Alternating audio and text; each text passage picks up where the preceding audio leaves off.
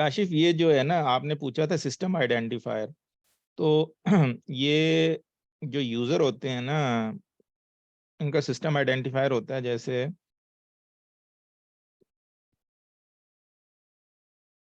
ये विंडोज का ये यूजर है ना, एडमिनिस्ट्रेटर, इस पे आपने चाहे 10 इंस्टेंस इंस्टॉल कर दें, अगर डोमेन यूजर होगा ना, तो पूरी डोमेन पूरी कंपनी में वो एक एक ही सीट होगा उसका, एक्टिव डायरेक्टरी का, उसको खाली आप ऐड करेंगे। लेकिन जो सीक्वल सर्वर का यूजर बनाते हैं ना, जो बगैर उसके होता है डोमेन के, आगे आपको पता चल जाएगा। तो अगर उसको आप एक और सर्वर में क्रिएट करेंगे, उसका दूसरा सीट बनेगा सिस्टम आइडेंटिफायर। क्योंकि यहाँ हम कंटेन डेटाबेस का पढ़ रहे थे, कंटेनमेंट का, कि वो जो डेटाबेस है वो इंडिपेंडेंट होगी यूजर से। तो एक यूजर अगर आपने इसमें क्रिएट कर दिया, डेटाबेस के अंदर होगा, यहाँ पे नहीं होगा, क्योंकि वो डेटाबेस का स्पेसिफिक होगा और वो डेटाबेस कहीं और मूव करेंगे। अब अगर उस यूजर को आपने किसी दूसरी डेटाबेस में, लेट्स सपोज इसमें क्रिएट करना है सेम, तो अगर आपने बगैर सिड के किया, जनरल जैसे यूजर क्रिएट करते हैं, तो उसका जो है आइडेंटिफाई डिफरेंट बनेगा, और सिस्टम उसको एक ही यूजर नहीं कंसीडर करेगा, वो दो कंसीडर करेगा। तो इस वजह से क्रिएट ही सिड से करें, नहीं तो हमारे पास फार्मूला होता है और भी, कि अगर क्रिएट हुआ पड़ा तो उसका सिड हम देख सकते हैं। वो तो खैर मैं बाद में आपको बताऊंगा, लेकिन अभी जो ये खुद ही बता रहा है कि यूजर आप क्रिएट करें सिड के साथ, और फिर इसी को अगर आपने दूसरी डेटाबेस में सेम यूजर का सीड रखना है, ताकि वो आपस में जब दो डेटाबेस बात करें उसे पता हो एक ही यूजर बात कर रहा है, तो ये इसलिए ये सीड दिया था। आगे जब आई है बात, तो वो ट्रस्टवर्दी भी इसलिए कर रहा है कि भाई once we have duplicated in second database, अगर सेम यूजर आपने दूसरी डेटाबेस में बनाना है, content database, we also need to turn on trustworthy. तो क्योंकि वो ये जो डेटाबेस है टोटली अपने इंडिपेंडेंट हो गई है यूजर की प्रिविलेज, जब हमने इसको कंटेनमेंट बनाया है पार्शन, तो उस सूरत में आपको ट्रस्टवर्दी ऑन करना पड़ेगा डेटाबेस को, ताकि वो एक दूसरे से बात कर सकें, क्योंकि डेटाबेस टोटली समझिए एक तरह से आइसोलेट होगी, इंडिपेंडेंट काम कर रही है। ये हो गया। आगे चलते हैं जी, इम्प्लीमेंटिंग ऑब्जेक्ट लेवल सिक्योरिटी। हमने इससे पहले जो पढ़ा वो याद होगा, सर्वर लेवल पढ़ा था, डेटाबेस लेवल पढ़ा था, ठीक है जी। वो रीड राइट दे रहे हैं, डेटाबेस रीडर राइटर, और सर्वर लेवल पे सिस एडमिन वगैरह, वो मैंने मेरा ख्याल है उसकी पिक्चर्स भी शेयर की थी सिक्योरिटी की। तो अब अगर है कि ऑब्जेक्ट लेवल पे देखते हैं, जैसे ये कमांड है, ठीक है जी, सबको आवाज आ रही है ना जी? Yes sir. अच्छा, ठीक है। यहाँ मैं करेक्ट कर दूं, ये नीचे मेरे पास था, ये जो है ना, when region is when region equal to null है, तो वो होगा, इज नल नहीं चलता जब केस में लगाते हैं। उस टाइम पे मैं मिस्टेक कर रहा था उस दिन, ठीक है। हालांकि उसने दिया हुआ, मैंने उसका लिया ही नहीं, वरना ये गलती ना होती। अच्छा, ये जो है ना, ये ऑब्जेक्ट नोटेशन है। जैसे हम स्कीमा पे पीछे नहीं दे रहे थे कि स्कीमा डॉट डीबीओ था, उस पर प्रिविलेज देनी है, यहाँ पे आप ऑब्जेक्ट का नाम दे रहे हैं। नॉर्मली हम ऐसे नहीं देते, नॉर्मली हम ये ऐसे देते हैं जब ऑब्जेक्ट देना हो ना। ये तो उसने जरा वो, क्योंकि स्कीमा के लिए ऐड किया है, तो नॉर्मल जो तरीका है वो ये देना है, किसी ऑब्जेक्ट पे किसी को प्रिविलेज देनी है ना, तो grant select on DBO dot, ये टेबल नेम है, टू एनी यूजर, ठीक है। तो इस तरह परमिशन देते हैं।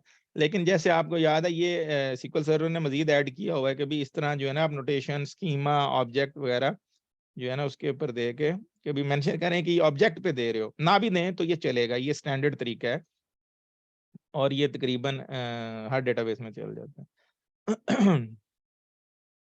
तो grant select on this, view हो या वो टेबल हो, उस पर आप ऐसे एक्सेस दे देंगे।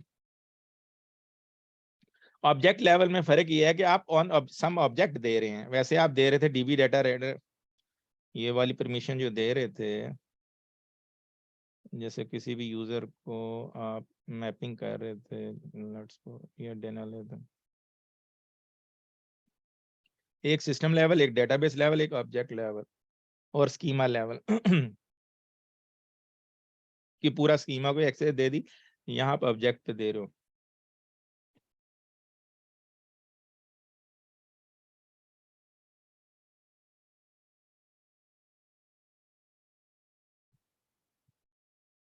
ठीक है। ये जैसे आप डेटा रीडर दे, ये डेटाबेस पे दे रहे हैं इसको, पूरी डेटाबेस पे इसको एक्सेस होगी, ठीक है।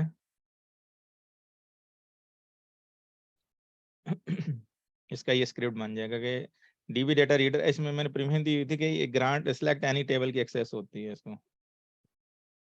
ठीक है, तो हमने ऑब्जेक्ट लेवल की ये बात कर ली, आगे आते हैं। अच्छा, ये ऑडिटिंग है। वैसे तो ना हमने अपने पास जो इनेबल की हुई है ऑडिटिंग, नॉर्मली जो है ना हम डेटाबेस की ऑडिटिंग जो है कम ही यूज़ करते हैं। थर्ड पार्टी हैं दुनिया में ना यूज़ हो रही हैं। हमारे पास भी इन्फोस्फीयर गार्डियम है, आईबीएम गार्डियम जो है ना प्रोडक्ट है, वो तकरीबन हर डेटाबेस को ना ओरेकल, सीक्वल, पोस्टग्रे किसी को भी ऑडिट करता है और अलहदा अप्लायंस में सेव करता है। उसका फायदा होता है नेटवर्क लेवल पे वो एक तो ट्रेस करता है, तो ओवरहेड नहीं होता डेटाबेस सर्वर में कि हर चीज की अगर ऑडिटिंग शुरू कर देंगे तो डेटाबेस स्लो हो जाएगी। तो किसी किसी चीज को ऑडिट करना हो तो ठीक है, लेकिन ज्यादा ऑडिटिंग करेंगे हर चीज की, कौन क्या एक्सेस कर रहा है सब चीज, ठीक है, उस सूरत में आपकी जो है ना वो स्लो होती हो जाता है सर्वर।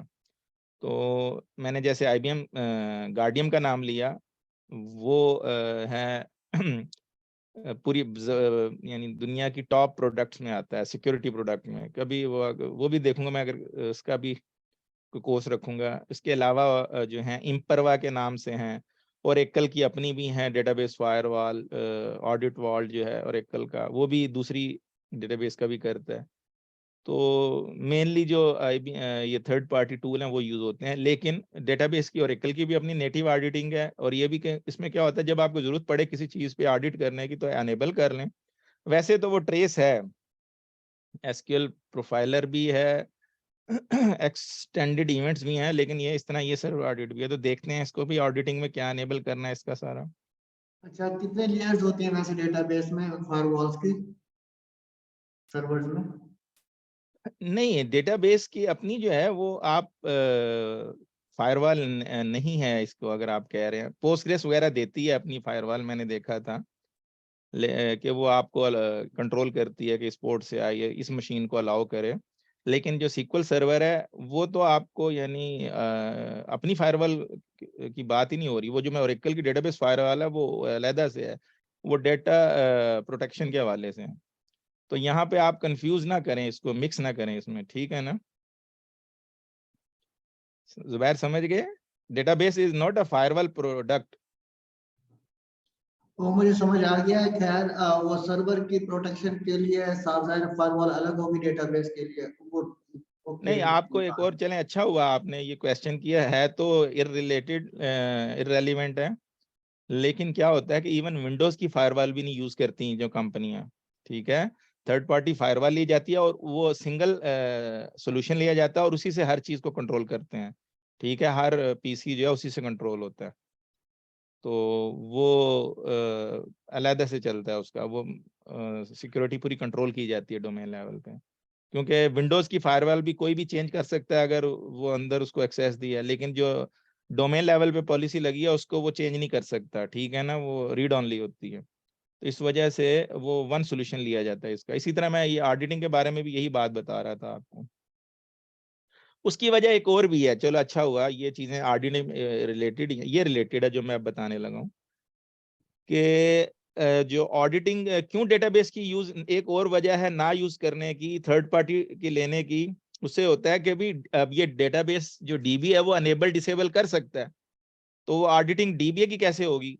सबसे ज्यादा एक्सेस तो उसके पास है, ठीक है ना, जैसे बैंकिंग सेक्टर है और वो जो है, मैं जैसे आईबीएम गार्डियम की बात कर रहा हूँ, तो वो क्या करता है कि वो हर एक को ट्रेस करता है और अप्लायंस में सेव करता जाता है, ठीक है। और उसका कंट्रोल भी वैसे तो मैं ही कंट्रोल कर रहा हूँ, नॉर्मली जो है उस, उसके लिए अलहदा लोग होते हैं जो ना उसको कंट्रोल करते हैं, और वो अनेबल डिसेबल सारा कंट्रोल उनके पास होता है, वो डेटाबेस एडमिनिस्ट्रेटर उसको नहीं चेक कर सकते। अच्छा, इसमें एक चीज और होती है कि वो जो थर्ड पार्टी मैं बता रहा था कि एक तो ऑडिटिंग है और दूसरी प्रोटेक्शन भी है कि अगर किसी ने स्पेशली बैंकिंग सेक्टर में होता है कि भी किसी ने क्वेरी करने की कोशिश की है अदर देन जो स्पेसिफिक उनका एप्लीकेशन के अलावा किसी ने एक्सेस करने की कोशिश की अकाउंट्स को, क्रेडिट कार्ड डिटेल्स को या किसी को, तो वो क्वेरी को बीच में ही किल कर देगा। यानी ये ऑप्शन भी होती है ये उसमें और अगर किसी ने ड्रॉप टेबल रन करने की कोशिश की, वो डिपेंड करता है ना कि आप, तो वो किल कर देगा, सेशन ही किल कर देगा, उसको करने नहीं देगा, वो ब्लॉक भी कर देता है। तो वो थर्ड पार्टी सोल्यूशन की मैं बात बता रहा हूँ, आईबीएम की, आईबीएम गार्डियन जो है, और वो तकरीबन हर डेटाबेस को सपोर्ट करता है। तो इसलिए सोल्यूशन भी वही लिया जाता है, क्योंकि हर जगह पे 3-4 डेटाबेस होती हैं बड़ी बड़े एंटरप्राइज में। और फायदा क्या है कि भी यू आर जो है auditing everyone including dBA, mainly वो डेटाबेस एडमिनिस्ट्रेटर के लिए सोल्यूशन आता है, क्योंकि उसके पास फुल एक्सेस होती है। अच्छा, क्रिएटिंग अ सर्वर ऑडिट, तो ऑडिटिंग का एक्टिविटी देख लेते हैं कि जी SQL server audit can be with the one और more server audit specific and database audit specification. ठीक है, तो क्या हो रहा है उसकी एग्जांपल भी अभी देखते हैं, क्रिएट करते हैं, और each data with in the instance need its own database audit if you plan to audit activity in multiple databases. ये ऑप्शन है, when you create a server you can use the option detail in the table. तो क्योंकि हम तो third party use कर रहे हैं, हम इनको यूज ही नहीं करते, लेकिन फिर भी हम यहाँ इस पे हैंड्स ऑन करेंगे। फाइल पाथ ओनली अप्लाई, ये आप ये भी करेंगे तो आपको क्लियर हो जाएगा। मैक्स साइज ये अभी देखते हैं, आगे हैं। फिर डिले ऑन फेलियर, ये सिस एडमिन रोल होना चाहिए। यहाँ पे ये ना ये पैरामीटर आ रहे हैं कि ऑडिट का नाम क्या होगा, डिले कितनी होगी इन मिली सेकेंड, क्यों में ऑडिट फेल हो जाए तो करो, वही पीछे जो पैरामीटर दिए हुए थे। ऑडिट फाइल में पाथ जो है आप कहाँ देंगे, ऑडिट मैक्सिमम लिमिट कितनी है, रोल ओवर फाइल बनाते जाओ, जितनी भी हैं बनाते जाओ, या मैक्सिमम फाइल का नंबर देना चाह रहे हैं, मैक्सिमम फाइल साइज 512, तो यही आप ऊपर जो है ना ऑन फेलियर, क्यू डिले, और ये मैक्स फाइल, ये सारे जो है ना पैरामीटर, इन्हीं की बात कर रहा था। ठीक है, क्योंकि वो ये ग्राफिकली है, तो वैसे भी अगर आप स्क्रिप्ट के थ्रू करेंगे, यहाँ पे ये है।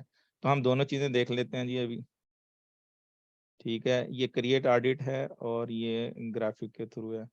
तो हम क्या करते हैं, कमांड भी यूज करते हैं और बाद में ग्राफिक से देख लेते हैं। ठीक है,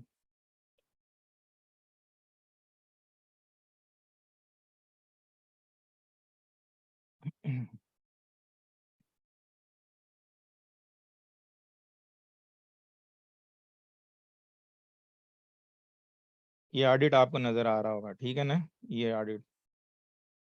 अच्छा जी, ये सर्वर ऑडिट है, हाँ?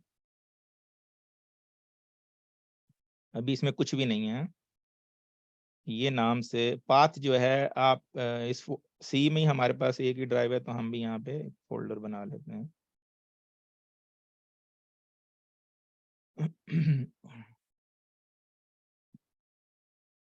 इसमें कुछ है नहीं, इसी को रीनेम कर देते हैं। ठीक है, हमने एक फोल्डर बना लिया, जो पाथ हमने वहां देना है। ठीक है, see audit max file size 512, unlimited role, बनाते जाओ जितनी मर्जी फाइल, जब तक आप डिसेबल ना करो। रिजर्व डिस्क स्पेस नहीं कर रहा, उसके लिए मिली सेकंड में हम क्यू डिले के भी लिख रहा है, तो थोड़ा सा जो डिले का ऑन फेलियर भी हो तो कंटिन्यू लिखते रहो with object name. Sysadmin जो है वो इसको रन कर रहा है। अच्छा जी,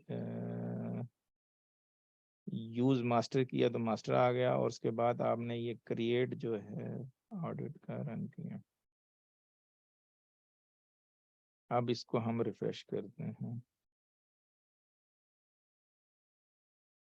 ठीक है, ये हमने अभी क्रिएट किया यहाँ पे, इसी नाम से audit dash pro SQL admin, यहाँ क्रिएट हो गया। आगे चलते हैं। ठीक है जी, ये जो है ना, इसने ये सारे पैरामीटर यहाँ यूज कर लिए। आप इसको राइट क्लिक करके भी यहाँ से क्रिएट कर सकते थे, ये राइट न्यू ऑडिट करते, तो यही चीजें जो है ना आपको ग्राफिक्स के लिए जो है ना आ जाती हैं। ये सारी चीजें जो है ना ग्राफिकली आ जाती हैं आपको। ठीक है जी, यहाँ पे रिजर्व डिस्क स्पेस ये करो जो है लिख रहे, और वो नाम दे रहा है, ये सारी चीजें फिल्ट्रेशन है। चलो ठीक है, अच्छा जी, हम आगे चलेंगे। ओके जी, कहाँ है? हमने अभी जो किया है, इससे पहले जो किया है, ये हमने जो क्रिएट किया है, ये हमने सर्वर ऑडिट क्रिएट किया है।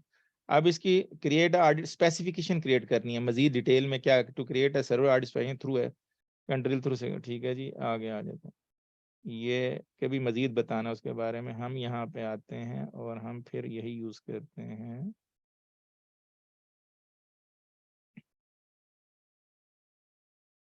इसमें देखते हैं क्या कर रहे हैं, उसकी डिटेल बना रहा है ऑडिट स्पेसिफिकेशन की, किस स्पेसिफिकेशन कौन सा जो हमने पहले क्रिएट किया है उसकी स्पेसिफिकेशन बता रहा है। Add server role member change group, कि सर्वर रोल में अगर कोई चेंज होगा तो वो आप ऑडिट करोगे। ठीक है जी,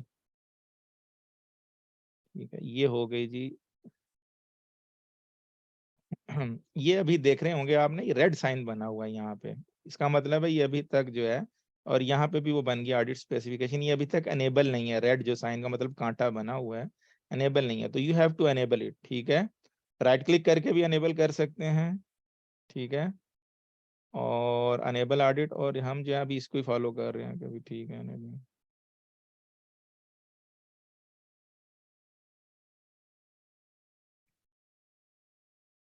कि आप इसको ऑडिट करेंगे तो ये रेड हो, ये एग्जीक्यूट किया तो अभी ये रेड चला जाएगा, इस पर आप रिफ्रेश मारेंगे। ठीक है, ये अनेबल हो गया, और ये स्पेसिफिकेशन को भी आप स्टेट इक्वल टू ऑन कर देंगे,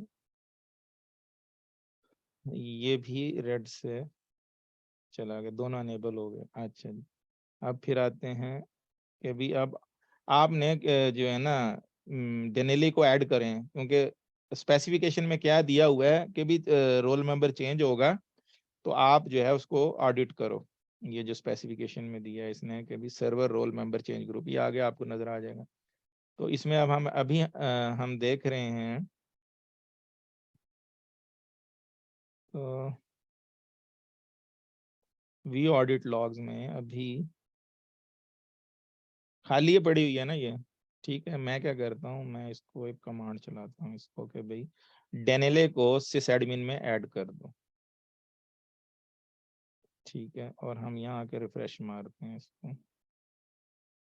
ठीक है जी, उसने ये जो है ना फौरन ऑडिट कर दिया कि भाई आपने डेनेले को ये जो है टारगेट्स जो है ये था प्रिंसिपल, ये हुआ है उसका, इवन वो बताया गया आपने ये कमांड रन की है।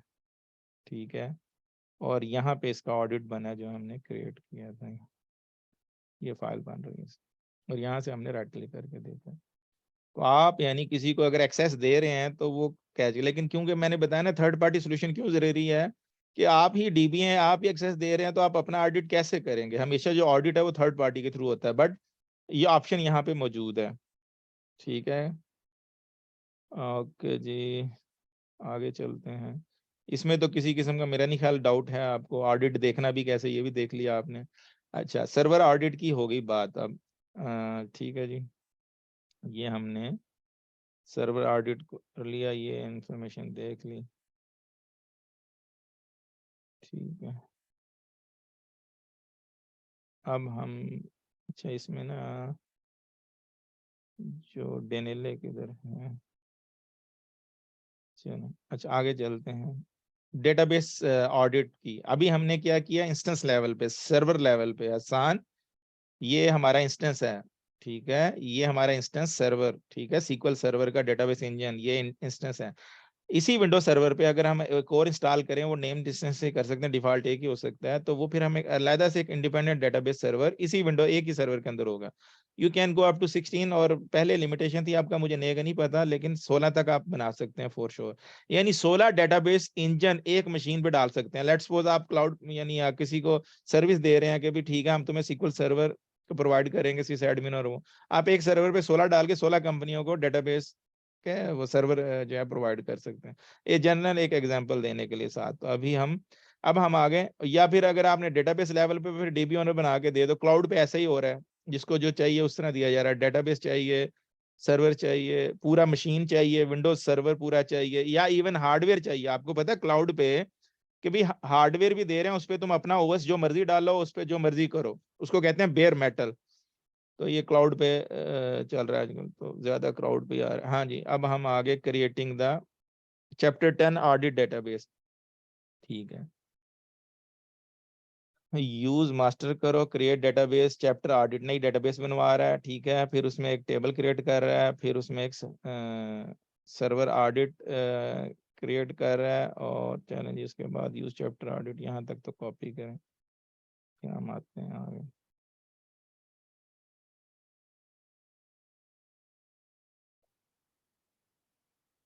मेरी कोशिश है कि ना आज हम इंक्रिप्शन का भी कवर कर दें चीज़ें, देखते हैं ये चैप्टर ख़त्म हो जाएगा तो।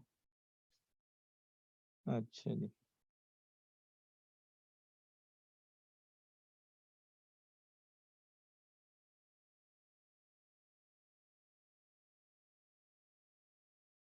हमने एक डेटाबेस क्रिएट की,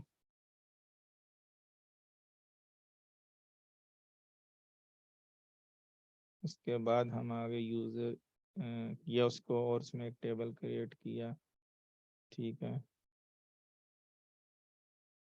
और सी ऑडिट है हमारे पास, अब ये सर्वर ऑडिट के नाम से उसको ये नाम दे रहा है, ठीक है, विद क्वेरी डिले, वही चीज़ें।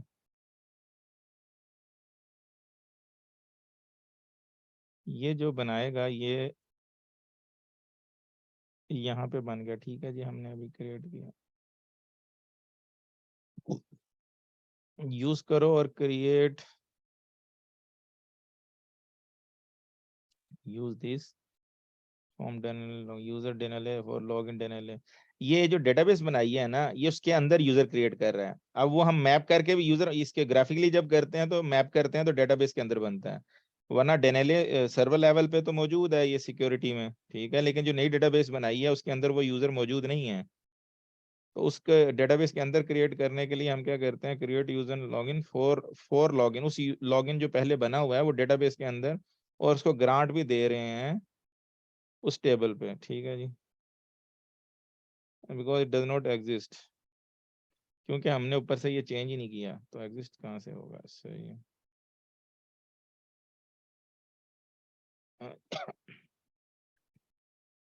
तो ये हो गया, we know look create a database audit specification that capture insert statement, okay, ये है ग्राफिकल।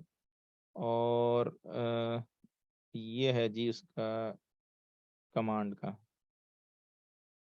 ठीक है जी। ये अब हम जो है डेटाबेस ऑडिट स्पेसिफिकेशन क्रिएट करने लगे हैं इसकी।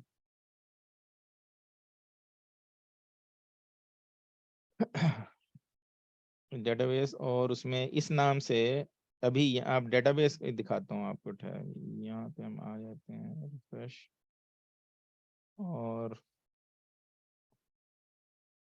इसके अंदर आपको यहाँ पे सिक्योरिटी में ये यूज़र भी ऐड हो गया यहाँ पे जब हमने डेनली किया। और ये आप देखेंगे कि हमारे पास ऑडिट यहाँ पे कहीं नज़र आ रहा है आपको भाई, मुझे ही नज़र आ रहा है, इसका डेटाबेस का ऑडिट भी होता है यहाँ पे, सिक्योरिटी यूजर्स हैं, चलिए देखते हैं कहाँ करता है। यूजर क्रिएट डेटाबेस ऑडिट और server, sir database audit specification आ रहा है। हाँ जी, ठीक है ठीक है, यही इसी की बात कर, हाँ ये रहा सही।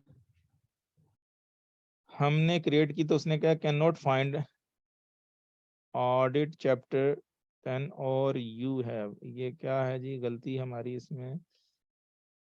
और सर्वर ऑडिट हमने अभी क्रिएट किया था, यहाँ किस नाम से क्रिएट किया, ऑडिट चैप्टर 10 ऑडिट, तो यहाँ क्या दे रहा है, ऑडिट चैप्टर 10 ऑडिट। तो उसने वो जो सर्वर ऑडिट बनाया खुद मिस्टेक कर दिया जहाँ, तो इसको हम वही एग्जैक्ट करेक्ट कर देंगे, ठीक है जो ये बनाया, क्योंकि इससे पहले जो सर्वर ऑडिट बनाया है उसने, ठीक है। यहाँ पे हम वापस आ जाते हैं, इसके लिए बना लिंक कर रहा है इसको, ये जो ऑडिट बनाया, ठीक है, ये हो गया ऐड, ये नहीं बिस्मिल्लाह,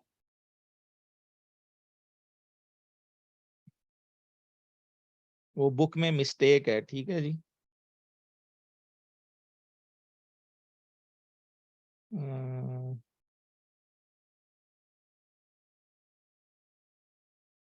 अनेबलिंग करनी है जी, यूज स्टेट ऑन, पहले आप क्या कर रहे हैं कि आपने वो पहले आपसे क्या अनेबल करवा रहा है, डेटाबेस की ऑडिट स्पेसिफिकेशन, ठीक है जी, जो क्रिएट अभी किया है, ठीक है ना काशिफ। जी सर। अब जो अभी पहले वो क्या कह रहा है कि इसको नहीं अनेबल करना सर्वर ऑडिट को, तुमने किसको अनेबल करना है, ये जो कहाँ गई है? इसको हम रिफ्रेश करेंगे तो यहाँ पे बन चुका है। कह रहा है इसको अनेबल करो पहले। ठीक है जी, हम अनेबल इसको करते हैं। अनेबल हो गया। उसके बाद कह रहा है कि अब जाके उसके बाद जो है ये डेटाबेस ऑडिट स्पेसिफिक, इससे पहले सर्वर की हम सर्वर पे ऑडिटिंग कर रहे थे, अब डेटाबेस पे कर रहे हैं। उसको लिंक कर रहे हैं उसी के साथ ही। उसके लिए भी आपको बनाना तो वही पड़ेगा सर्वर, लेकिन क्योंकि सर्वर के लिए हमने सर्वर ऑडिट स्पेसिफिकेशन बनाई थी और डेटाबेस के लिए हमने डेटाबेस ऑडिट स्पेसिफिकेशन बनाई है। ठीक है जी, तो अब हम इसको अनेबल कर देते हैं। इट डज नॉट, वही गलती के भी वो जो है पहले वाली गलती है, इसको ठीक करते हैं। उसने बुक में शायद मिस्टेक कर दी है,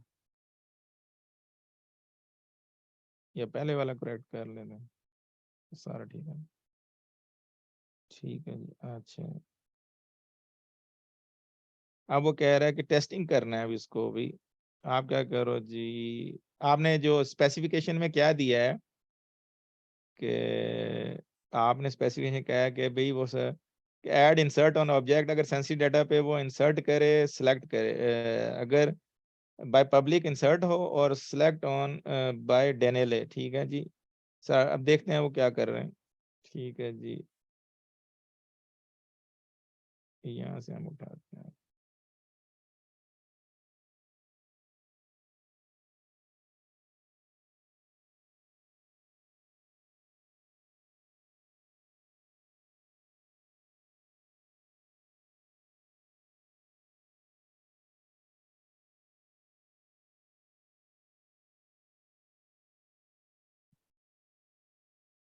अनेबल तो हम कर चुके हैं, रिफ्रेश मार लें इसको भी, और मैं सर्वर को भी रिफ्रेश कर चुके हैं। हाँ वो हो चुका है, फिर भी एक बार देख लेते हैं। ठीक, use chapter 10 audit grant insert update to Denley. ठीक है, insert into value testing update sensitive data set. Okay, execute as user Denley go insert. ठीक है जी, गो।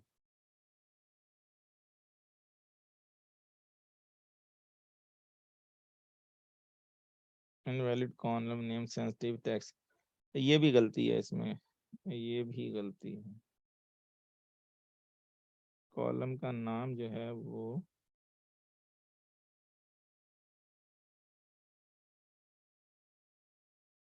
सेंसिटिव डेटा है मेरा ख्याल में, डेटा है सिर्फ।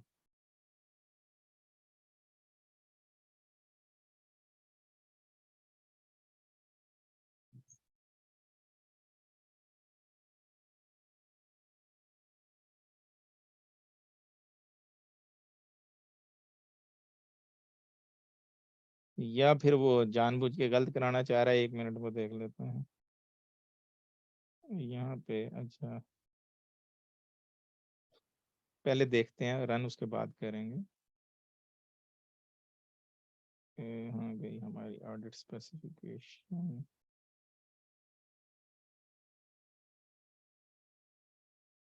Audit log.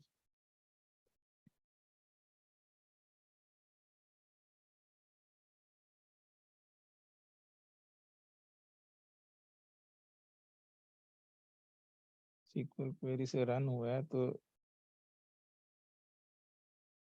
ये भी इंफॉर्मेशन गई नहीं, एरर आई है ना। चलें अब रन करते हैं।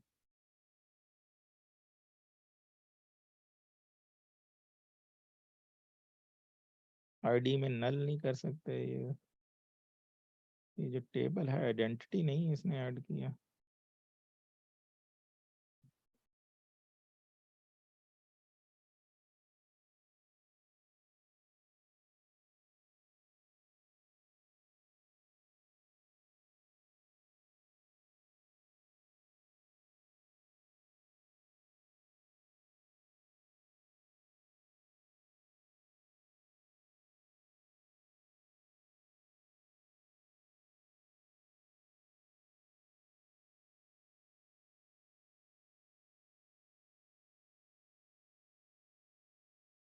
टेबल यही वाले पे कह रहा है, इसने बनवाया नहीं है हमसे।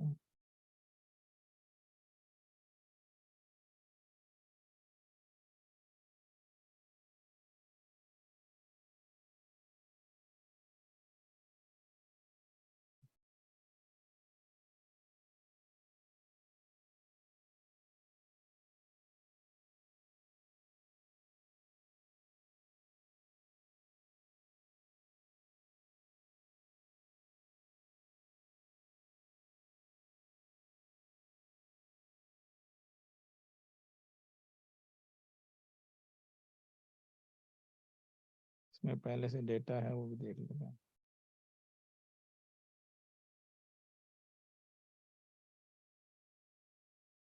डेटा कोई नहीं है तो इसलिए 1 से स्टार्ट कर देते हैं। आइडेंटिटी की स्पेसिफिकेशन इंक्रीमेंट बाय 1 आइडेंटिटी सी, ठीक है जी, सेव करेंगे।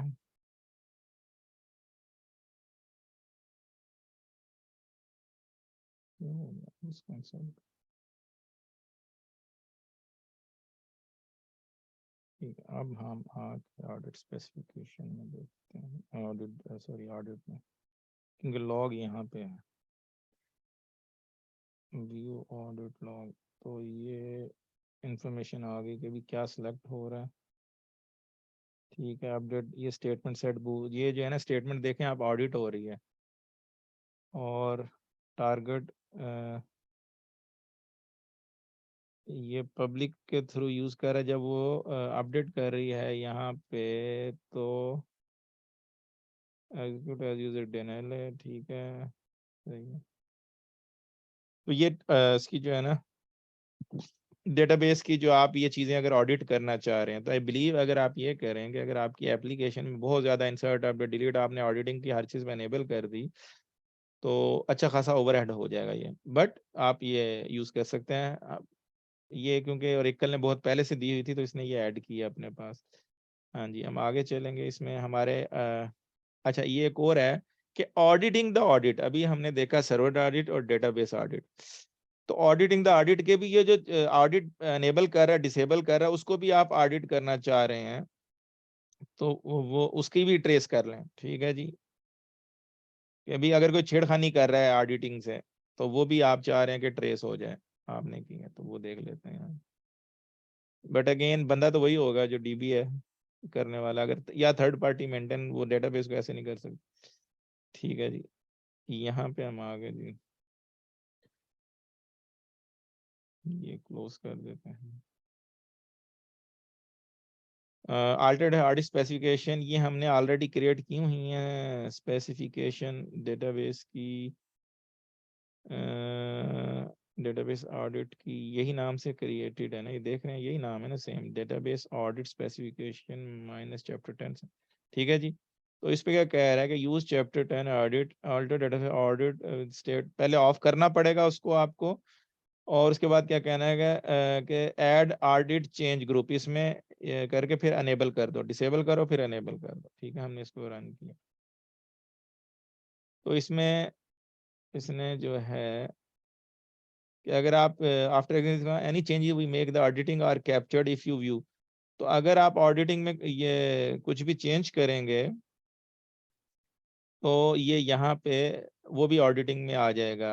ठीक है जी, ऑडिट स्पेसिफिक ऑडिट के हवाले से कुछ भी आप चेंज करेंगे। तो हम आगे चलते हैं, सिक्योरिटी रिपोर्ट्स। अच्छा जी, इसके बारे में पता है हसीब आपको ये क्या होता है? ऑडिटिंग का तकरीबन हमारा हो गया, ठीक है, उसमें कोई कंफ्यूजन तो नहीं है, बस इतना है कि आपको पता चल गया ऑडिट अनेबल कैसे करते हैं, देखते कैसे हैं, यही आपकी मेन रिक्वायरमेंट है। बाद में आप इसको मुख्तलिफ तरीकों से अपने हैंड्स ऑन जितना मर्जी करें। सही है?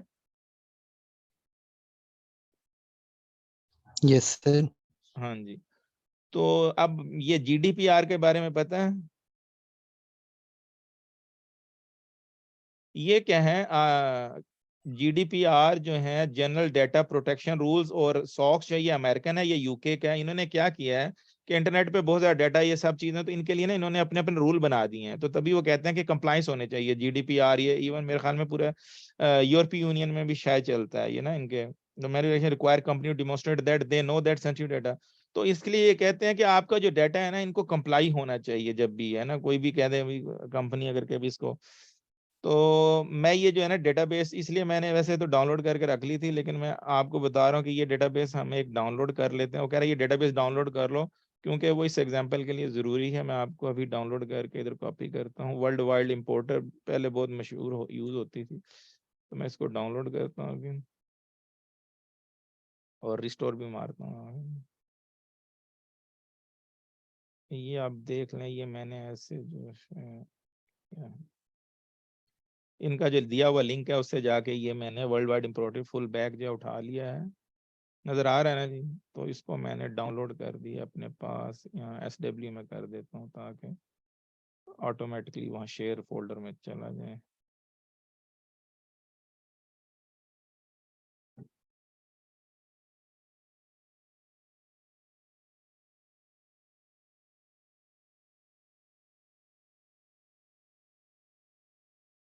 चलिए,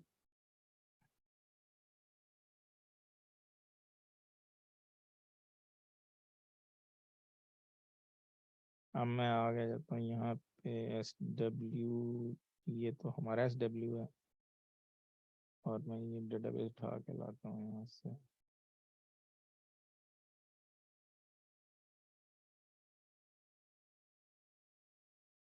ठीक है जी, ये मैंने डेटाबेस यहाँ कॉपी कर दी, सही है, SW से। अब मैं रिस्टोर करता हूँ इस डेटाबेस को, यहाँ पे नजर आ रहा है ना जी ये? जी सर, जी नजर सर। आ रहा है।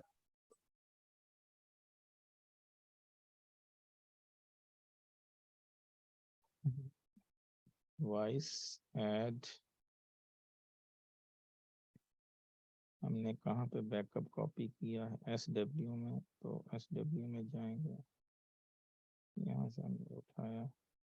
ये आपने देख लेना बाकी चीज़ें के, इस सबसे इम्पोर्टेंट होता है कि इसका पाथ कहाँ बन रहा है, कि हमारी एग्जिस्टिंग तो ओवरराइट नहीं कर रहा कोई डेटाबेस को, तो रिस्टोर बहुत क्रिटिकल होता है। नहीं, इस तरह का पाथ बना रहा है, हमारी एग्जिस्टिंग कोई भी नहीं है, ठीक है। किसी एग्जिस्टिंग डेटा फाइल को ओवरराइट ना कर दे जैसे हमारे पास होता है। फिर ऑप्शन में देख लेते हैं, रीलोकेट वो तो करना चाह रहे हैं, तो ये सारी ठीक है। टेल लॉग बैकअप वगैरह नहीं कुछ छेड़ा, तो आगे पढ़ेंगे हमारा जब टॉपिक आएगा। तो ये मैंने रिस्टोर कर दिया, वर्ल्ड वाइड इंपोर्टर के नाम से उसने डेटाबेस का नाम खुद दिया हुआ।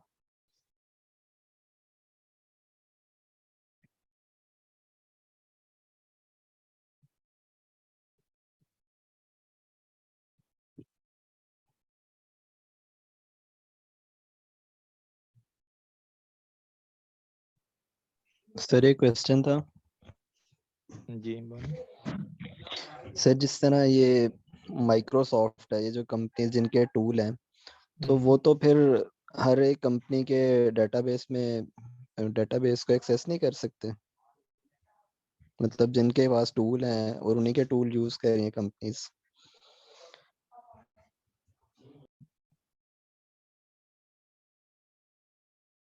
तो हमने डेटाबेस रिस्टोर कर ली। ये ना, ये भी इंटरेस्टिंग है वैसे आपको, कि आपने क्लासिफाई करना है। वैसे तो ये देखा, आपको पता है आपका डेटा क्या है, ठीक है, लेकिन वो कह रहा है कि इस तरह हम नाम से भी ये अंदाजा कर लेते हैं, क्योंकि ना डेटाबेस में ज़ाहिर है आपने जो कॉलम है सैलरी का कॉलम सैलरी लिखा होना है ना, क्रेडिट कार्ड के लिए क्रेडिट कार्ड ही लिखा होना है उसका कॉलम का ना। तो बेस्ड ऑन दैट अगर वो क्लासिफाई करने की कोशिश करता है, तो टास्क में आएगा data discovery classification classify data. ये कि भी आप खुद ही ये थोड़ा हेल्प कर देगा आपको। उसके बाद आप देखेंगे कि भी अब जो है थर्ड पार्टी टूल की बजाय सीक्वल सर्वर अच्छी चीज़ है, ये खुद ही दिए जा रहा है, ठीक है। वो कह रहा है 62 कॉलम जो हैं, इसके अंदर काफ़ी सारे टेबल्स पड़े हुए हैं, तो 62 कॉलम है वो देखें, ये आपको कह रहा है कि ये कॉलम है कि भी पेमेंट मेथड, टेबल का नाम सिटीज है, सिटी नेम वो कह रहा है ये भी जो है ना जो है इंक्रिप्ट होना, सेंसिटिव है आपका। इंक्रिप्शन का तो अगला चैप्टर है, वो हम करेंगे। Payment method ID, full name आपका, सब ये जो है हैश पासवर्ड स्पेशली, ये सब कॉन्फिडेंशियल है। तो इवन ये भी बता रहा है कि ये तो GDPR में भी आ जाता है। कौन सा आ जाता है? फुल नेम उनके मुताबिक GDPR में भी नेम भी हर एक का जो है ना सेंसिटिव है, तो ये हर एक को नहीं दिखाना, आप इसको भी जो है ना कोशिश करें इंक्रिप्ट करें। तो हम इसको क्या कहते हैं यहाँ पे, एक तो ये जो है हमें नजर आ गई हैं, ठीक है। अरे ठीक है, हमने इसको एक्सेप्ट करना था, एक्सेप्ट करने के लिए इसकी जो है ना कहाँ पे हम देखेंगे, ये भी बड़ा मसला है इसकी। अच्छी बात, यहाँ पे ये हमने इसको वापस लाया, इसको सिलेक्ट किया और टेबल थोड़ा सा बड़ा करना है, इसको देखते हैं।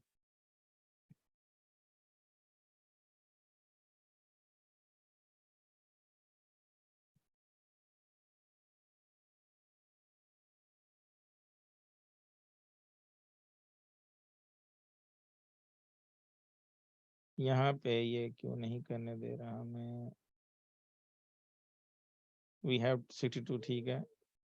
सेव सिलेक्टेड रिकमेंडेशन, सॉरी मैं ये करना कि ये ठीक है जी, हम मान लेते हैं आपकी बात कि ये हमने जो है ये हमने इसको क्लासीफाई कर दिया। अब इसकी रिपोर्ट देखते हैं फिर हम।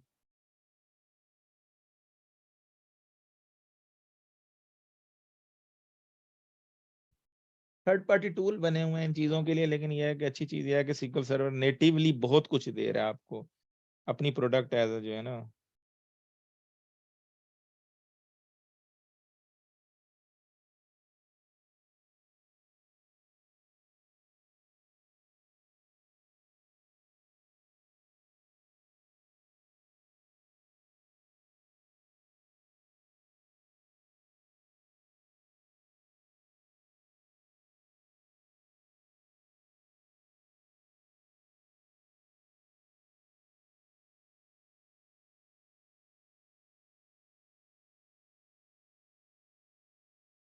ठीक है, ये हमने एक्सेप्ट किया, इसके मुताबिक आगे चल रहे हैं, तो ऐसी रिपोर्ट दिखाएगा अभी ये ना, जो ऊपर क्लिक किया ये रिपोर्ट आ गई जी हमारी, जिसमें ये बता रहा है कि स्कीमा एप्लीकेशन के अंदर ये टेबल कि ये कॉलम ये डिलीवरेड ऐसी कॉन्फिडेंशियल है, इस तरह आप यानी बाय द नेम ही वो आइडेंटिफाई कर रहा है ना कि भी ये जो है कॉलम, तो वो उसके मुताबिक ये बता रहा है। एक तो ये हो गया। अब उसके आगे चलते हैं। इसमें तो कोई डाउट नहीं है ना जी, ये क्लासिफिकेशन में कि बेस्ड, ये आप खुद भी निकाल के मैनुअली करेंगे, उसने जरा ढूंढ के दे दिया तो ज्यादा चांस ये है कि कई दफा जो है कॉलम आप नेम ही डिफरेंट रख देते हैं। जो बहुत ही सियाने प्रोग्रामर होते हैं वो नाम ऐसा रखते हैं किसी को पता ना चले, कॉल 1 2 3 4 सेंसिटिव डेटा रखने के लिए। यहाँ पे हम आ गए वल्नरेबिलिटी असेसमेंट, ठीक है ना जी। यहाँ पे ही हम आ जाते हैं वर्ल्ड वाइड इंपोर्टर टास्क। ये इसने बहुत अच्छा इजाफा किया माइक्रोसॉफ्ट ने ना, वरना क्या होता था स्कैन फॉर वल्नरेबिलिटीज हमारे पास वो भी आते हैं, लेकिन हर डेटाबेस पे आप ये रन कर सकते हैं। Where scan should be saves, ठीक है ना, तो ये हम ब्राउज करके वहीं रख देते हैं ऑडिट में। ये डेस्कटॉप पे रख रहे हैं, हमने सी में ऑडिट बनाया था, हम सी में रख देते हैं।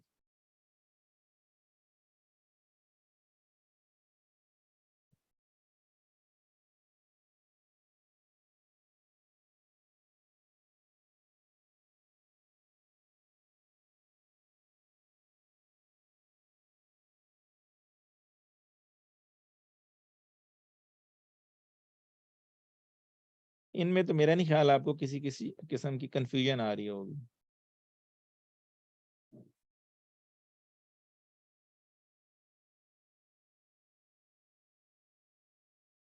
देखिए इसने ना वल्नरेबिलिटी स्कैन निकाला, याद है मैंने आपको बताया था कि मैं ना CIS बेंचमार्क यूज करता हूँ अपनी डेटाबेसेस पे, ठीक है। तो अब ये कह रहा है कि ये पास्ड है जो है ना, वो ये है कि भाई all membership for user defined role should be intended, okay, minimal set of principal should be granted all to any user. इस किस्म की भी principal guest should not have access to any user database. Guest वो जो है ना public को कह रहा है, ठीक है। Auto close should be disabled on all database. DB user should not be use for normal service operation, इस किस्म की ना ये चीज है। अब फील्ड में हासिल तो ये है कि the database owner information in the data should match the respective database owner information, ठीक है। तो ये उसमें बताएगा, इंफॉर्मेशन भी देगा, और या क्लियर करना है कि database ownership method is stored in 2 location and in the master database the store method can sometime become out of sink.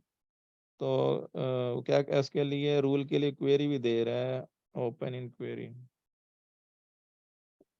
कि भी ये रन करेंगे हम वर्ल्ड वाइड इंपोर्टर में, तो क्या ला रहा है, वायलेशन 1 हुई है क्योंकि हमने ये डेटाबेस बाहर से ला के स्टोर किया, इसको मैप नहीं किया। तो देखते हैं इसके अंदर क्या है सिक्योरिटी में, इसने वो वायलेशन 1 निकाली है। तो इसमें तो कुछ नहीं है, तो ये किसकी बात कर रहा है, प्रिंसिपल जॉइन,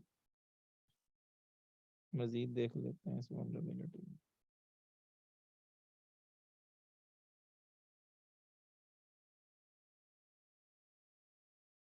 हाँ, the database owner information in the database should match the respective database owner information. हाँ देखें, जो आपकी ये मास्टर डेटाबेस है ना, कहाँ है जी ये सिस्टम डेटाबेसेस,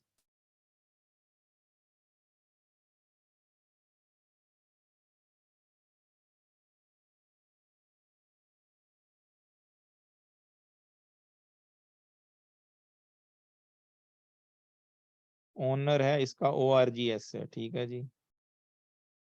और इसका ओनर कौन है?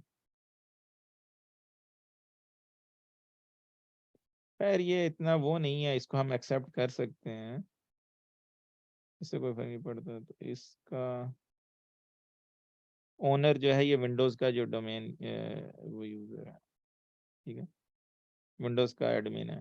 तो ये कोई ऐसी एरर नहीं है। आगे चलते हैं। Okay, data protection, transmit data encryption should be enabled.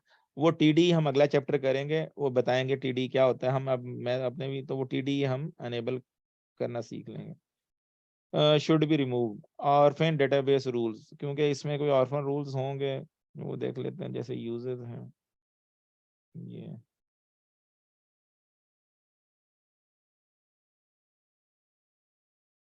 ये कुछ बने हुए हैं, शायद इन पे एतराज कर रहे हैं इनको कि भी ये लिंक नहीं है, इनकी डेटाबेस के इंडिपेंडेंट है, ठीक है जी। ये प्लेन सेल्स और न्यू इंग्लैंड सेल्स, ठीक है, बट इससे डजेंट मैटर, वो अलहदा अपना रख सकते हैं, इसलिए उसको वो लो कह रहे हैं। ओवरऑल ये पास है। तो इस किस्म की ना कि भाई डेटाबेस में आपके क्या क्या। इसके अलावा जो है ना हम CIS बेंचमार्क में सारी चीजें ना 1 बाय चेक भी करते हैं, तो फिर भी जो है हर एक अपनी कंपनी पॉलिसी होती है, लेकिन ओवरऑल SQL सर्वर खुद ही जो है ना काफी चीजें बाय डिफॉल्ट पहले अनेबल रखता था, अब वो डिसेबल करके रख रहा है। तो हमने वल्नरेबिलिटी असेसमेंट भी की, डेटाबेस को भी देखा सारा, ये बकायदा बता रहा है चीजों का सही है, ये हमने देख लिया, ये समरी होगी।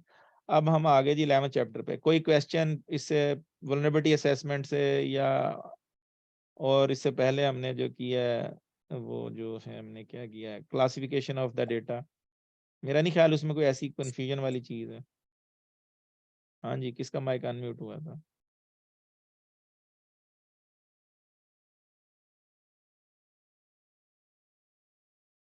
सही है। चलें जी आगे चलें। इंक्रिप्शन हायरार्की, ये थोड़ा खुश्क टॉपिक है, लेकिन मेरा ख्याल है आपको अच्छा समझ आ जाएगा। सिमेट्रिक की के बारे में कौन बताएगा, कुछ पता है उसको?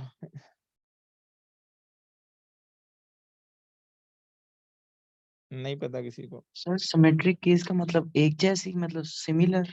यस, के डेटा को खोलने बंद करने के लिए एक ही की यूज होगी, और एसिमेट्रिक के भी बंद करने के लिए और खोलने के लिए और, ठीक है जी। आगे चलें जी।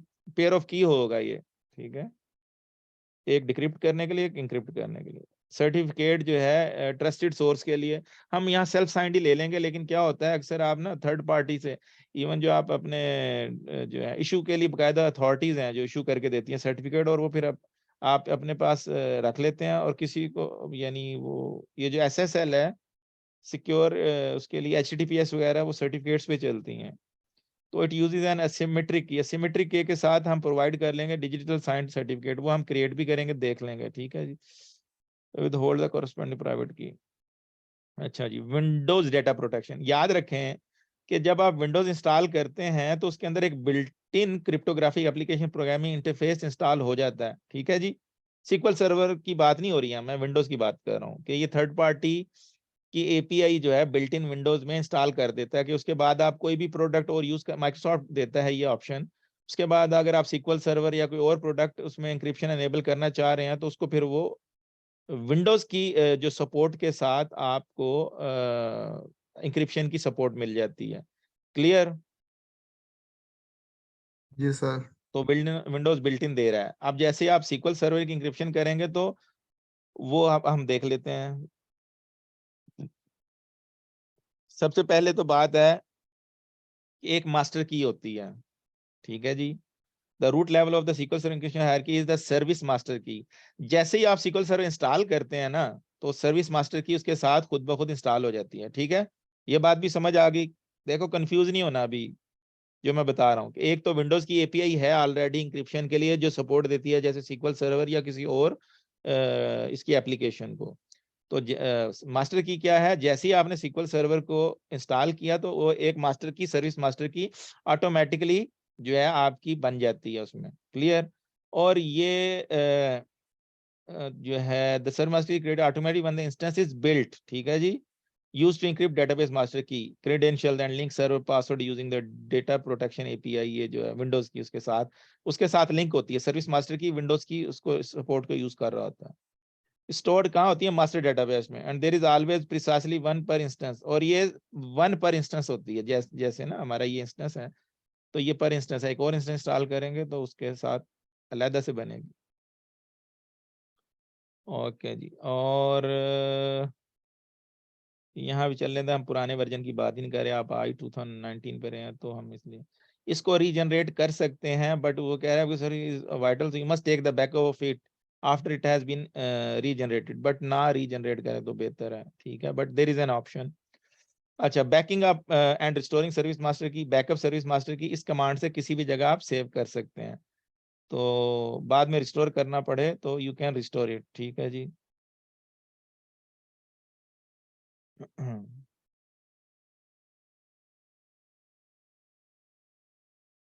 अच्छा, अब आगे पहले क्या पढ़ा था हमने? सर्विस मास्टर की।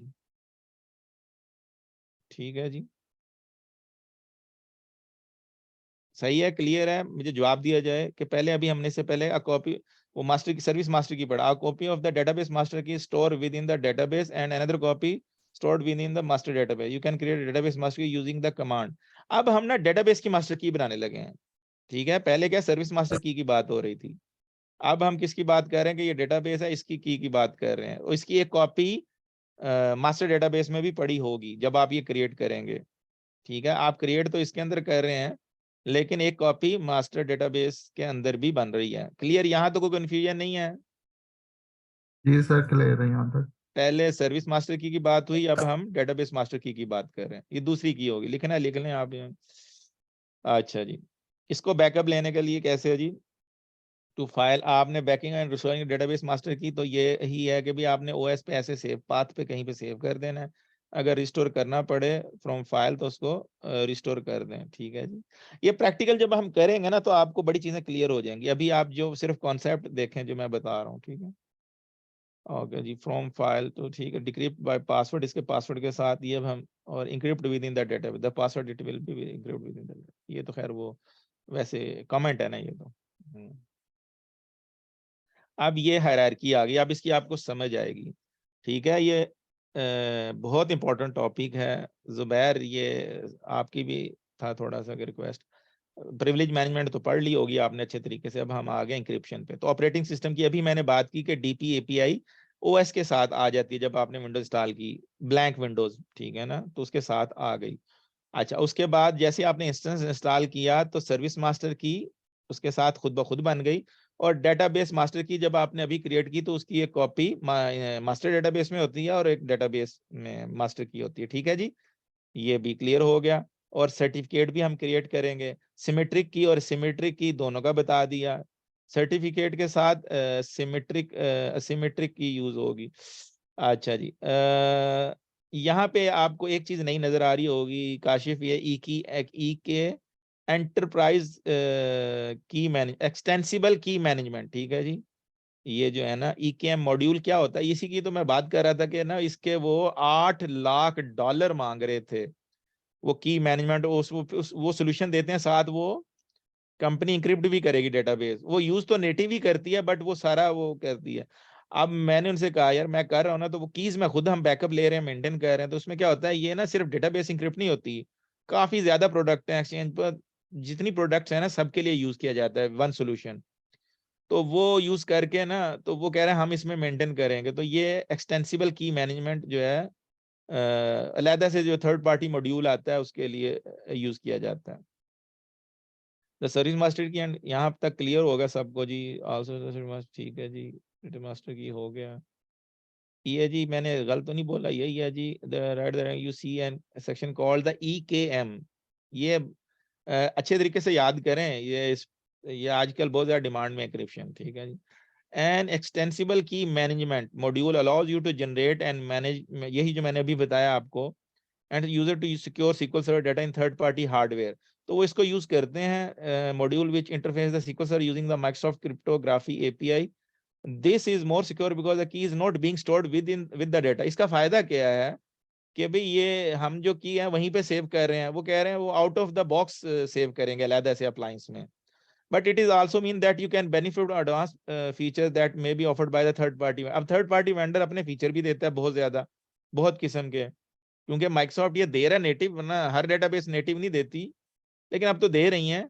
तो उसमें क्या है कि थर्ड पार्टी से पहले कराते थे, अब भी लोग कहते हैं कि भाई एक थर्ड पार्टी लो, वो अपना सोल्यूशन लाए, वो अब सबके लिए कर दे, और एकल सीक्वल जो भी है, पोस्टग्रेस कोई भी डेटाबेस आ रही है, माई सीक्वल, सबका एक ही सोल्यूशन कर दे। तो लेकिन है कि आपका मकसद इंक्रिप्शन करना, तो इंक्रिप्शन वैसे भी चल जाएगी। तो यहाँ वो कह रहा है कि ये ज्यादा बेहतर है कि अगर आप थर्ड पार्टी का लें, तो इसलिए तो वो थर्ड पार्टी पे जा रहे हैं और वो अपने पैसे कर रहे हैं। तो अब वो डिपेंड करता है जिसको जो चाहिए। Before you can use a third party EKM module, you need to enable EKM at the instance level. अगर आपने EKM मॉड्यूल यूज करना है जब आपके पास थर्ड पार्टी, तो उसी सूरत में आपको अनेबल करना पड़ेगा। वो कॉन्फ़िगर करने की कमांड है, क्योंकि हम कर नहीं सकते, हमारे पास कोई थर्ड पार्टी मॉड्यूल नहीं है। तो नॉर्मली वैसे जो ये कंपनी आएगी वही आके अनेबल कर देगी खुद ही, जब आएगी कि भी ये कमांड रन करो, हमारा अनेबल करो, फिर वो इससे लिंक कर लेंगे EKM जो मॉड्यूल प्रोवाइड किया हुआ है माइक्रोसॉफ्ट ने, ठीक है, प्राइवेट चिपर, ये फिर वो चिपर सूट के साथ खुद ही जो है उसको लिंक कर लेंगे, DLL फाइल है। तो इसमें इससे ज्यादा कुछ नहीं है, EKM मेरा ख्याल है। अब हम आगे चलेंगे, TD।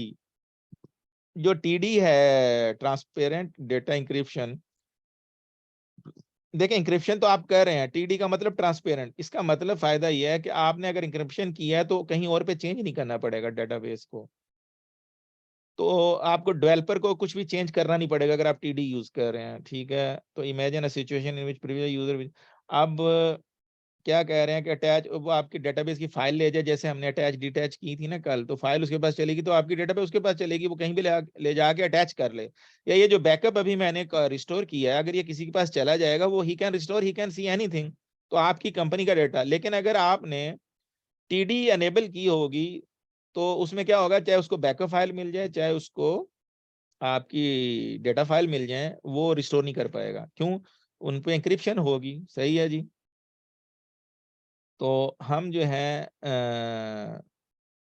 Encrypt data that use file stream, अब हमने डेटाबेस जितनी है ना, उसको सीधी सी बात है, हम तो अपने पास पूरा इंक्रिप्ट कर रहे हैं।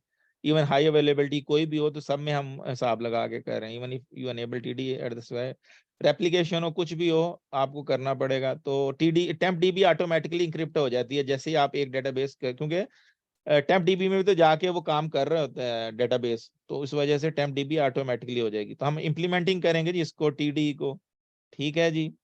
तो इम्प्लीमेंट करने लगे हैं हम, ड्रॉपिंग फाइल ग्रुप, ये ठीक है। अभी मैं आपको बताने, यहाँ क्या कह रहा है, when you enable TD for a data background process move through each page in every data file. ये याद रखो, वो हर पेज को पढ़ेगा जाके, जितनी बड़ी डेटाबेस होगी उतना ज्यादा टाइम लेगा।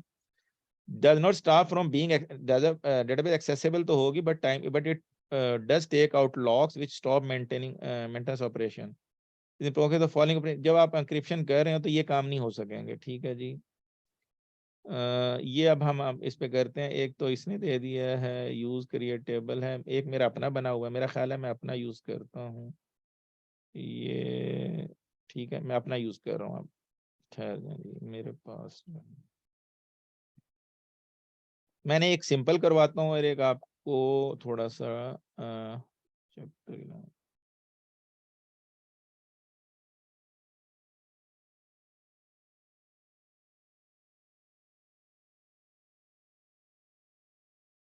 एक बहुत सिंपल है और एक जो मैंने अपना बनाया वो फिर मैं आपको, ये मैंने, ताकि वो ना मेरा वाला कम्प्लेक्स है वो मैं डायनामिकली जनरेट कर रहा हूँ। वो उसमें क्या होता है कि भी वो पूरे सर्वर के लिए मैंने बनाया हुआ है, ठीक है ना। ये तो एक डेटाबेस के लिए ना, ये मैं बंद कर देता हूँ, क्लोज ऑल कर दिया जाए जी, क्लोज। जुबैर समझ आ रही है बात की? जी। कंफ्यूजन तो नहीं है अभी क्योंकि मुझे बहुत कंफ्यूजन हुई थी। अगर कोई सही तरह समझाने वाला ना हो तो ये चीज नहीं समझ आती बहुत, जो है ना इसका।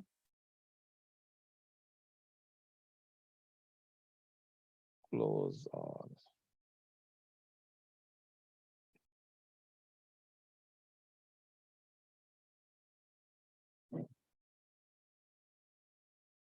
अनेबल टू यूज, ये मैं आपको सिंपल तरीके से बता रहा हूँ। ये मैंने माइक्रोसॉफ्ट की अच्छा, माइक्रोसॉफ्ट की लर्न डॉट माइक्रोसॉफ्ट बहुत अच्छा कर दिया उसने ना, क्रिएट अ मास्टर की, क्रिएट और obtain a certificate provided by the master key, create a data encryption की, और set the database use encryption. अच्छा, तो यहाँ पे ये मेरे ख्याल में कहीं पे सिंगल कोट आ गया है, तो जिसकी वजह से उसने इसको कर दिया।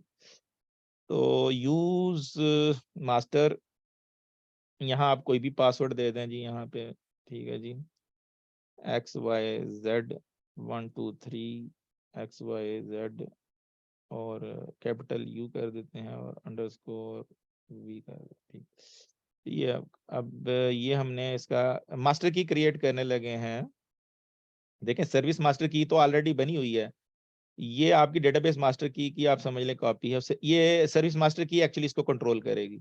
तो मैं इसको क्रिएट करने लगा हूँ ऐसे, ठीक है जी, ये क्रिएट होगी विद पासवर्ड। क्या कह रहे हैं, ऑलरेडी बनाई हुई है, शायद पहले मैंने आपके साथ एक बार क्रिएट की थी ना, सही है।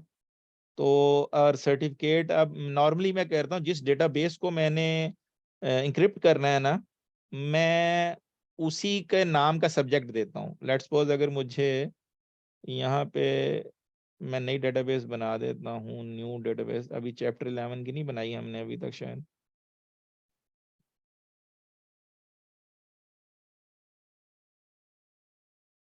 उससे क्या हमें पता रहता है ये सर्टिफिकेट मैंने, एक ही सर्टिफिकेट से ज्यादा डेटाबेस को भी कर सकते हैं, लेकिन बेहतर ये है यानी जब आप अलग-अलग कर लें इंडिपेंडेंट ना, मैंने फिर वो इस प्रैक्टिस को यूज किया है कि हर डेटाबेस के लिए अलग सर्टिफिकेट।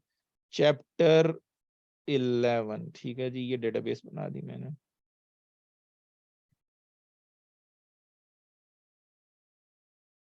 इसको भी चैप्टर 11 कर देते हैं, चैप्टर 11। और जो इसका सब्जेक्ट है ना, कुछ भी दे सकते थे आप, लेकिन यह है कि क्योंकि जिससे आपने लिंक करना बेहतर है उसी डेटाबेस का पता हो आपको, चैप्टर इसका सब्जेक्ट यही है, ठीक है। अब आप ये सेल्फ साइंड ये डेटा मास्टर डेटाबेस में रहते हुए एक सर्टिफिकेट क्रिएट कर रहे हैं, ठीक है जी, ये सर्टिफिकेट क्रिएट हो गया।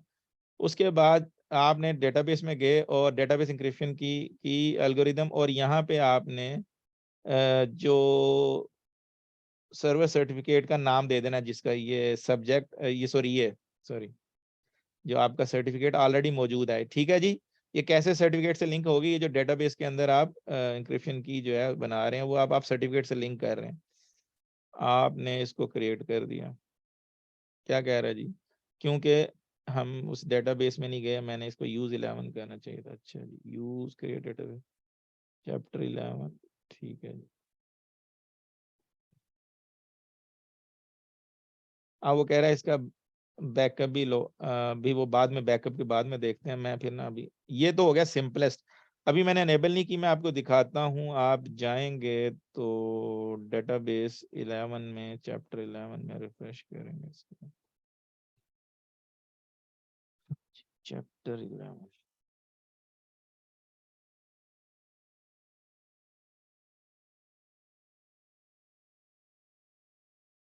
इसकी क्वेरीज मेरे पास तो पूरा मैंने स्क्रिप्ट बना के रखा हुआ है, तो यहाँ पे अभी कुछ नहीं बता रहा इंक्रिप्शन के बारे में, ठीक है जी। जनरल ऑप्शंस में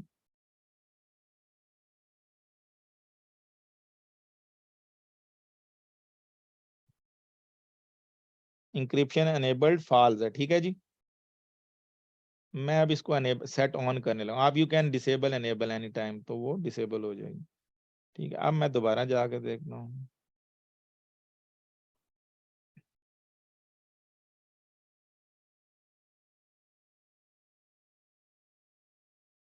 ऑप्शंस में।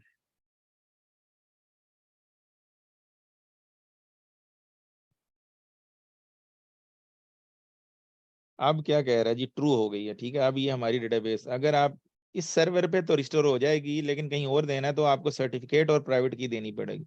अब मैंने अपनी जो मेरी एग्जांपल बनाई है, क्योंकि मैंने उसको अपने हिसाब से मॉडिफाई किया था, क्यों मैं तो पूरा सर्वर कर रहा था ना एक ही स्टेटमेंट में, तो ये तो अलग-अलग करना पड़ेगा। तो मैंने क्या किया था, आपको दिखाया था,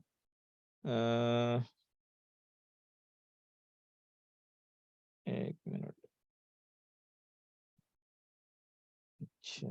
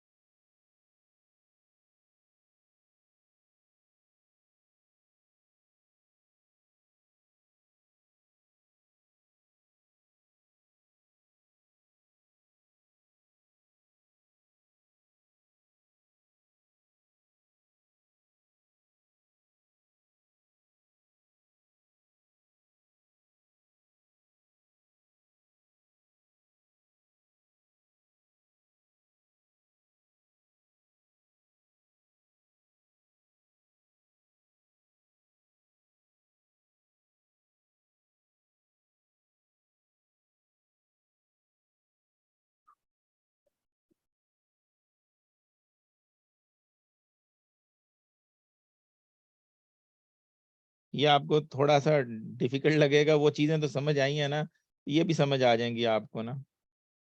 मैं कहता हूँ कि भाई आप कहीं भी जाके ना, ये जो इंस्टेंस नेम है ना, ये आपका इंस्टेंस नेम सर्वर का पकड़ें आप, और ये मैंने पूरी दी हुई है। अब मैं सारी की सारी डेटाबेस को बनाना चाह रहा हूँ, तो व्हाट आई विल डू कि भाई कंट्रोल एच रिप्लेस ऑल, ठीक है जी। ये तो मेरा इंस्टेंस का ना, क्योंकि ना एक सर्वर पे एक से ज्यादा इंस्टेंस हो सकते हैं, तो आपको सी ड्राइव में आपको सर्ट के नाम से फोल्डर एक बनाना है, बल्कि ये खुद ही क्रिएट कर देगा। यहाँ पे अभी सर्ट नहीं ना बना हुआ, तो आपको यहाँ खुद क्रिएट करने की जरूरत नहीं है। आप यहाँ आए और ये कमांड रन करें, ठीक है, और यहाँ तक रन करेंगे तो खुद ब खुद फोल्डर बनाएगा, सर्ट भी और ये मेरे इंस्टेंस का भी।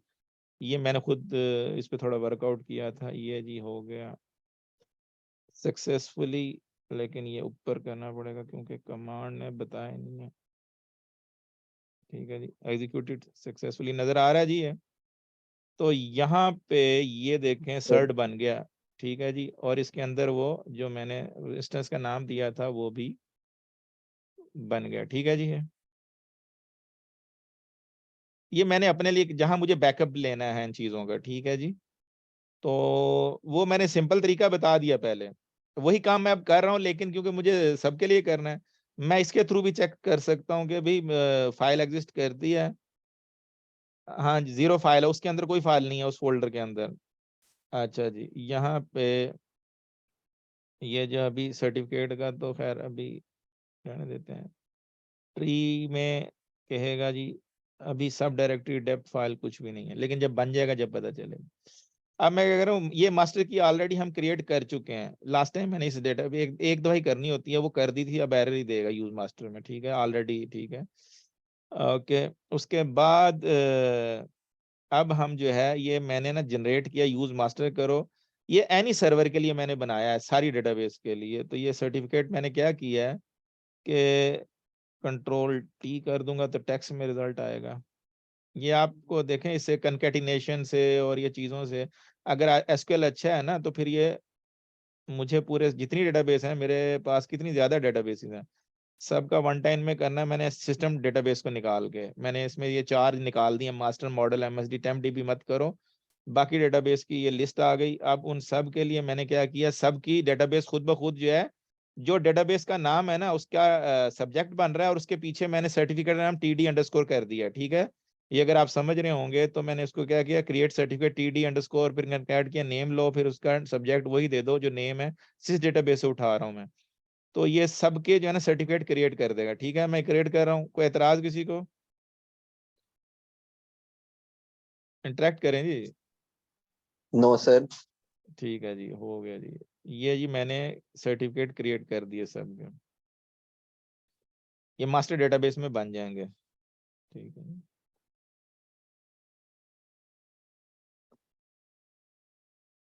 क्योंकि मुझे तो, मेरे पास तो बहुत ज़्यादा सर्वर है, इसलिए मैंने वो कहीं पे 100 डेटाबेसेस भी हैं, तो या 50 तो वो मैं फिर अफोर्ड नहीं कर सकता एक डेटाबेस।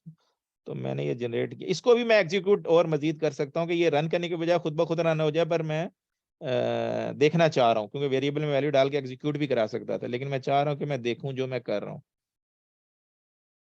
अब क्या कह रहे हैं जी, हमने इंक्रिप्शन की जो है क्रिएट करनी है, डेटाबेस मास्टर डेटाबेस की जो है ना इंक्रिप्शन की, ये हमने यहाँ पे उठाए, ये मैंने निकाल देता हूँ, और ऊपर भी उसने वो लाइन लंबी सी लगाई होती है, ये भी निकाल दें।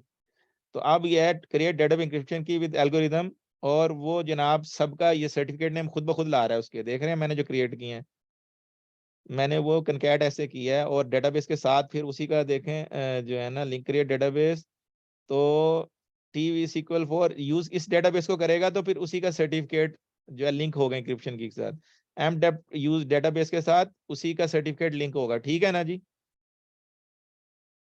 ये भी मैंने एग्जीक्यूट कर दिया, हर डेटाबेस में जाएगा और उसका डेटाबेस की के साथ लिंक करता जाएगा सर्टिफिकेट। ये क्या कह रहा है कि भाई कहीं पे मसला आ गया, column does not allow null null value schema name table column does not allow insert fails, ये हमें देखना पड़ेगा। एंक्रिप्शन ऑलरेडी, वो तो हमारी ऑलरेडी एग्जिस्ट करती है, और ये टीडी में शायद है ना हमने कोई पहले खेला होगा, तो अभी देख लेते हैं।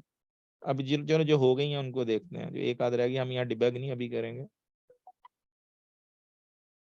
अच्छा, अब उसके बाद ये मैंने ना हर चीज लिखी हुई, आप पढ़ेंगे। Please create cert folder sub folder instance in C drive. तो ये तो खुद ही हो रहा है मेरे पास से, यहाँ आपने देखा। फिर उसके बाद क्रिएट मास्टर की है, और ये डेटाबेस मास्टर की, क्रिएट मास्टर की इंक्रिप्शन होगी, क्रिएट सर्टिफिकेट, ठीक है, प्रोटेक्टेड बाय मास्टर की हो गई। उसके बाद क्रिएट डेटाबेस इंक्रिप्शन की, ये मैंने किया।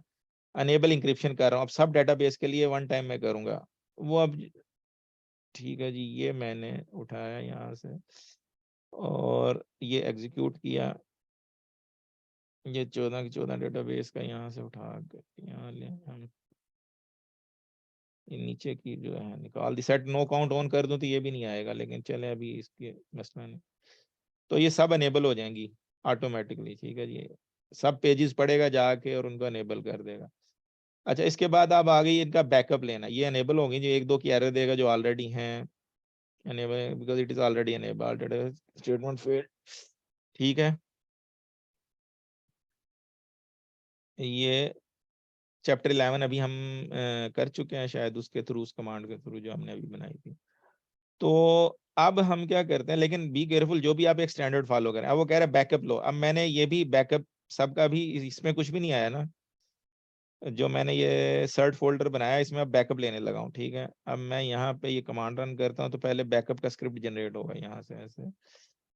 ये काम मैं वही कर रहा हूँ, लेकिन इसलिए मैंने वो पहले बताया था आपको, कंफ्यूजन ना हो कि स्क्रिप्ट देख के आप ना हो। मैंने हर एक को सर्ट के नाम से दिया है।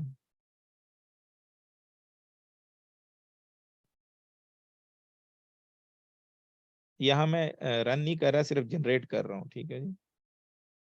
बहुत टाइम ले रहा है, चलो।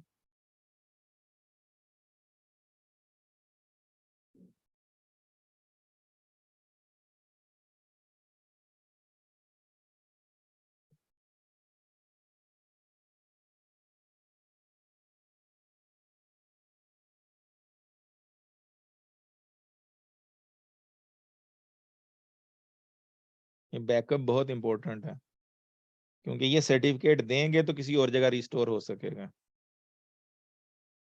सेम सर्वर पे तो ये पड़े हुए हैं तो चले ठीक है, वहां पे मसला नहीं, लेकिन अगर किसी वजह से तो ये सारे जो है ना, मैं अब रन करूंगा तो ये अभी फाइल कोई नहीं थी वहां पे। अभी मैं ये जैसे ही रन करूंगा बैकअप सर्टिफिकेट इस पाथ पे सर्ट, ठीक है। तो ये प्राइवेट की फाइल जी, ये ऐसे, ये हमने जनाब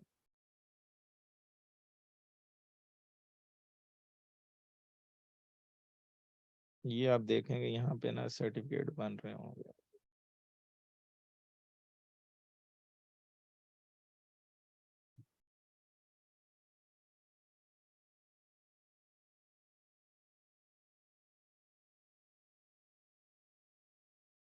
पास करने में टाइम लगा। सर्टिफिकेट का नाम और उसको उसी पाथ से जो है ना देख, उसके नाम के साथ डॉट सर लगा दिया, चलो गई।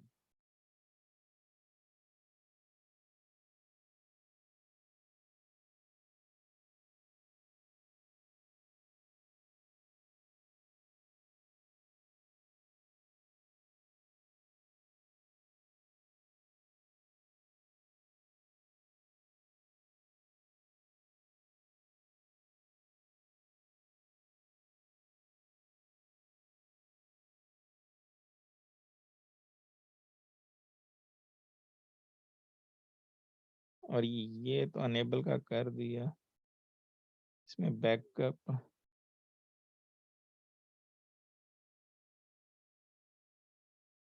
की का कहाँ है।